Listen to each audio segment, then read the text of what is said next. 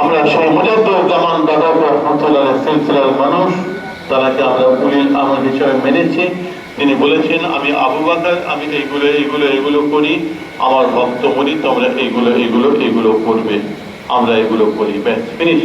আমরা আমাদের মুজাদ্দুজ্জামান দাদা কেবলা আমরা অনুসরণ করি, তার মাসলাক মেনে চলি, ব্যাস। আমাদের দোকানে মাল আছে, আমরা অন্য দোকানে যাব কেন? আমাদের একটা প্ল্যাটফর্ম আছে, আমরা অন্য প্ল্যাটফর্মে যাব কেন? আমরা ওয়াহাবিদের প্ল্যাটফর্মে যাব কেন? আহলে হাদিসদের প্ল্যাটফর্মে যাব কেন?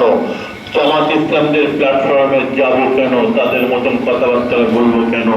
আমরা রেজভিদের মতন বেরেলিদের মতন কথাবার্তা বলবো কেন? তাদের প্ল্যাটফর্মে যাব কেন? বুঝছেন না কথা? আমাদের প্ল্যাটফর্ম আছে।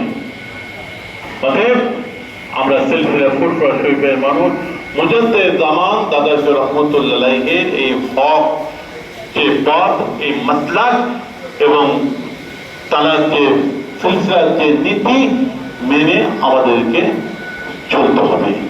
এটা হচ্ছে আমাদের কথা।